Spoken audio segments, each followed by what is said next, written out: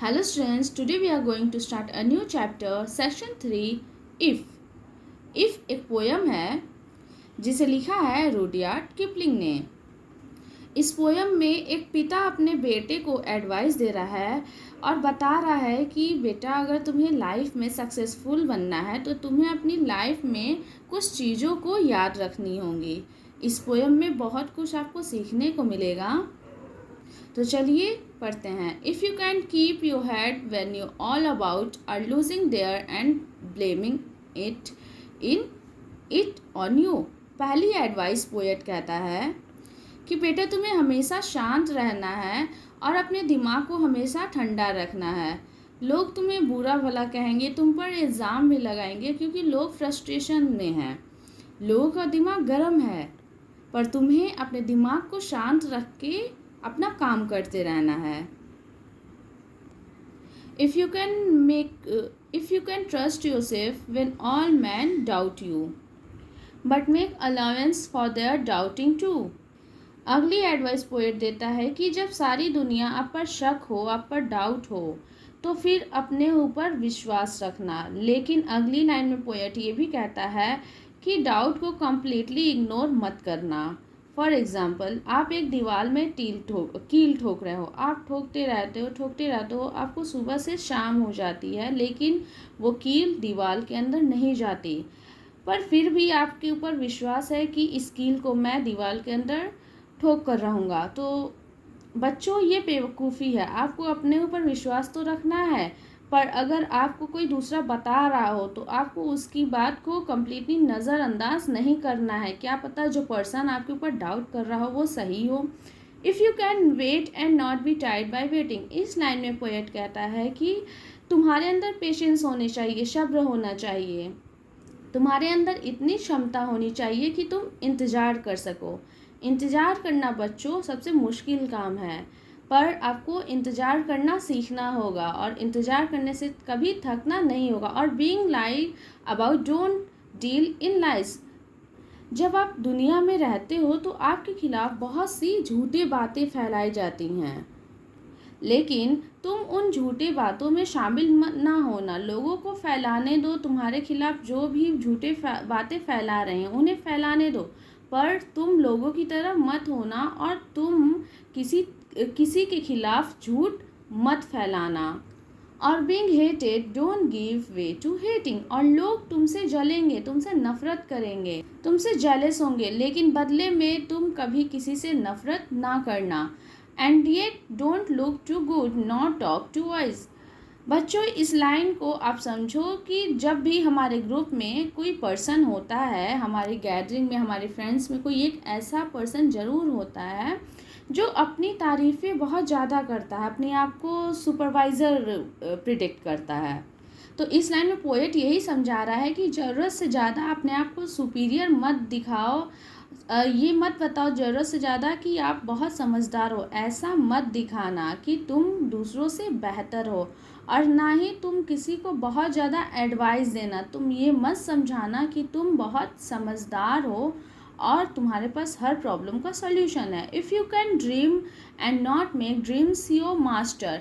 सपने देखो, मगर कभी भी सपने के गुलाम मत बनना। सपने को पूरा करने के लिए जो मेहनत चाहिए होता है, जो एफर्ट चाहिए, वो भी तुम्हें करना होगा।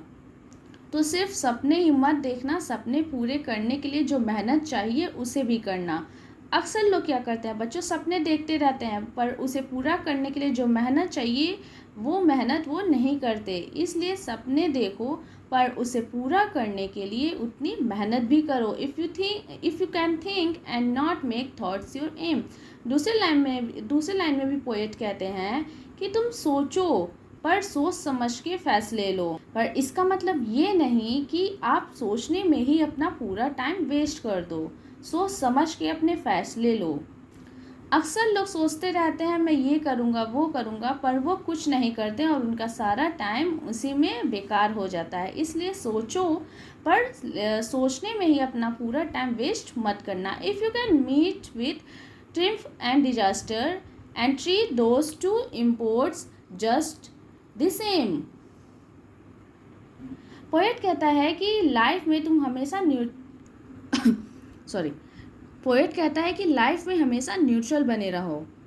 लाइफ में कभी तुम्हारा टाइम बहुत अच्छा होगा तो कभी तुम्हारा टाइम बहुत ख़राब होगा, कभी तुम्हारी जीत होगी तो कभी तुम्हारी हार होगी, पर इन दोनों चीज़ों को, टाइम फॉर डिज़ास्टर, दोनों को एक ही तरह से ट्रीट करो, एक ही इमोशन के साथ देखो दोनों को। अगर तुम्हारी जीत हो तो तुम ज़्यादा खुश मत होना, क्योंकि तुम्हारी हार भी निश्चित है। इसी तरीके से अगर तुम्हारी हार होती है तो तुम्हें बहुत ज़्यादा दुख होगा, पर बहुत दुख मत होना, ये सोचना कि तुम्हारी हार हुई है तो तुम्हारी जीत भी ज़रूर होगी।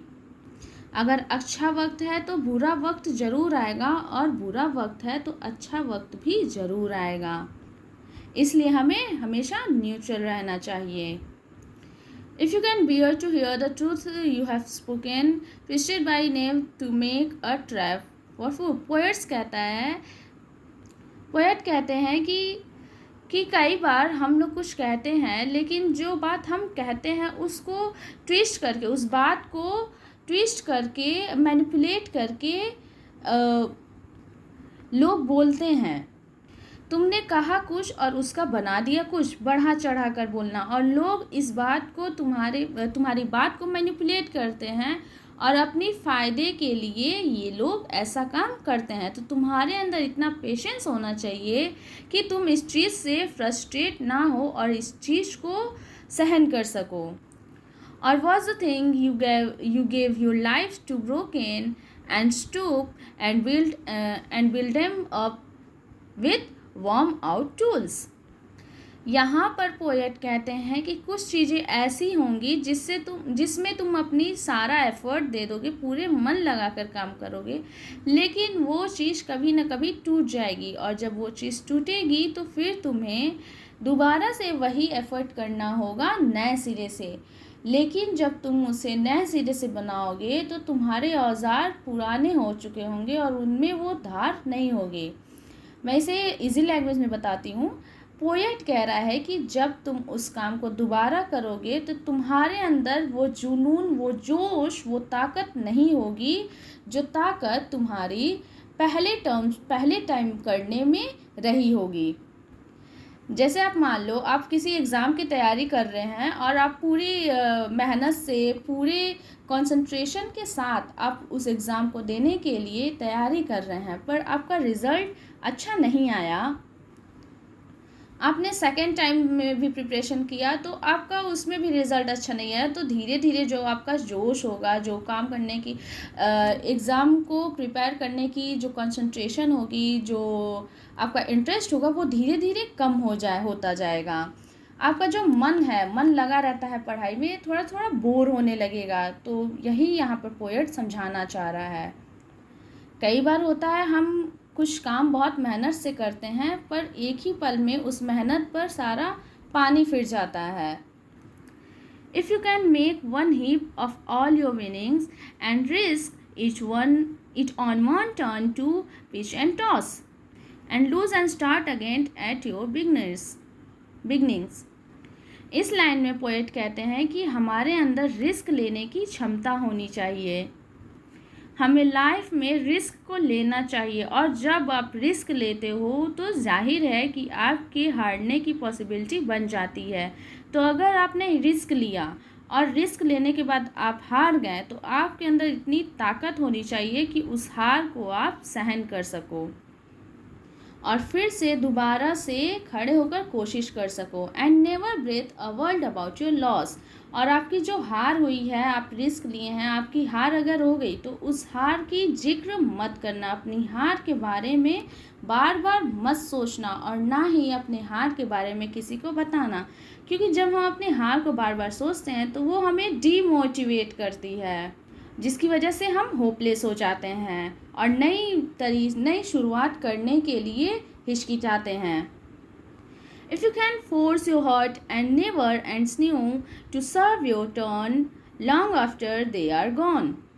And so hold on when there is nothing in you except the will which says to them hold on. यहाँ पर पोएट कहते हैं कि जब तुम हार चुके हो, तुम टूट चुके हो और तुम्हारे अंदर कोई जज्बा नहीं बचा, तुम बिल्कुल हार कर मायूस हो चुके हैं, तो तुम्हारे अंदर जो विल है तो वो तुमको कहे कि एक कोशिश और, लगे रहो, डटे रहो, हिम्मत मत हारो। तुम्हारे विल को मोटिवेट करनी चाहिए कि एक कोशिश और करें हम। If you can talk with crowds and keep your virtue. इस लाइन में पोएट कहते हैं कि आप बहुत सारे लोगों से मिलते होंगे रोज़ अपनी लाइफ में, और walk with king not loss the common touch. आप बहुत सारे लोगों से रोज़ मिलते हैं, उन सभी लोगों की अलग अलग थिंकिंग है, तो आपको किसी की थिंकिंग से इन्फ्लुएंस नहीं होना है। आपके अंदर जो गुण है, जो मॉरल्स है, वो हमेशा ज़िंदा रहनी चाहिए। अगर कोई पर्सन गलत काम करके बहुत अमीर बन गया है तो आप ये मत सोचिएगा कि आप भी वैसे बन जाओ। आपके जो संस्कार हैं, आपके जो मॉरल्स हैं, वो आपके अंदर ज़िंदा रहनी चाहिए। आप किसी और की थिंकिंग से इन्फ्लुएंस मत होना। और अगली लाइन में पोएट कहता है कि अगर आप बहुत पावरफुल बन जाओ, not lose the common touch, तब भी आपके अंदर सादगी रहनी चाहिए। आसान लैंग्वेज में जैसे कि हम कहते हैं, हवा में मत उड़ो, अपने पैर ज़मीन पर रखो। उसी तरीके से अगर हम बहुत पावरफुल बन जाते हैं तो हमें बहुत ज़्यादा उड़ना नहीं चाहिए। उड़ने का सेंस ये है कि हमें बहुत ज़्यादा घमंड नहीं करना चाहिए। जो हम पहले थे, अपने ज़मीन से जुड़े रहना चाहिए। ज़्यादातर क्या होता है, कुछ लोग रिच हो जाते हैं या बहुत ज़्यादा पावरफुल हो जाते हैं तो लोग अपने पुराने फ्रेंड्स को, पुराने रिलेटिव्स को जो पुअर होते हैं, उनको पहचानने से भी इनकार कर देते हैं, क्योंकि उनको लगता है कि मैं तो पावरफुल हो गया हूँ, मुझे उनके साथ रहने का कोई ज़रूरत नहीं है। तो इसीलिए कहते हैं कि हवा में मत उड़ो, ज़मीन पर रहो। If neither foes not loving friends can hurt you. Poet कहता है कि आपका एटीट्यूड इस तरह से होना चाहिए कि ना तो आपके दोस्त और ना ही आपके दुश्मन हर्ट कर सकें आपको। लोगों के बातों का आपके ऊपर असर ना हो सके। If all man count with you but known too much. हो सकता है कि बहुत से लोग आपके ऊपर डिपेंडेंट हो, पर उन लोगों को भी आपके ऊपर बहुत ज़्यादा डिपेंडेंट नहीं होना चाहिए। यहाँ कहने का सेंस ये है, जैसे एक पर्सन के ऊपर बहुत सारे लोग डिपेंडेंट होते हैं, डिपेंडेंट रहे ठीक है, पर पूरी तरीके से आपके ऊपर डिपेंडेंट रहें वह सही नहीं है। If you can fill the unforgiving minute with 60 seconds worth of distance run. कहते हैं ना, समय बहुत बेरहम होता है, अनफॉरगिविंग होता है, यानी कि समय किसी को माफ़ नहीं करता। तो पोएट यहाँ पर यही बोल रहे हैं कि हमें टाइम को अच्छे से यूज़ करना चाहिए, क्योंकि जो वक्त गुज़र जाता है वो गुज़र जाता है, वह वापस लौट कर नहीं आता। हम टाइम को अगर इस तरीके से देखें कि 1 मिनट में 60 सेकंड होता है और हमें हर सेकंड का यूज़ करना है, तो हम अपने टाइम को अच्छे से यूटिलाइज़ कर पाएंगे, उसका अच्छे से यूज़ कर पाएंगे। Yours is the earth and everything that's in it. और अगर तुम ऐसा करते हो जो मैंने तुम्हें बताया, अगर तुम ऐसा करते हो तो फिर दुनिया तुम्हारी है और इस दुनिया में जो कुछ भी है वो सब तुम्हारा है। And which is more you will be a man my son. और बेटा, अगर तुम ऐसा करते हो तो तुम एक दिन मैन बन जाओगे, ह्यूमन बीइंग बन जाओगे, यानी कि एक अच्छा इंसान और सक्सेसफुल इंसान बन जाओगे।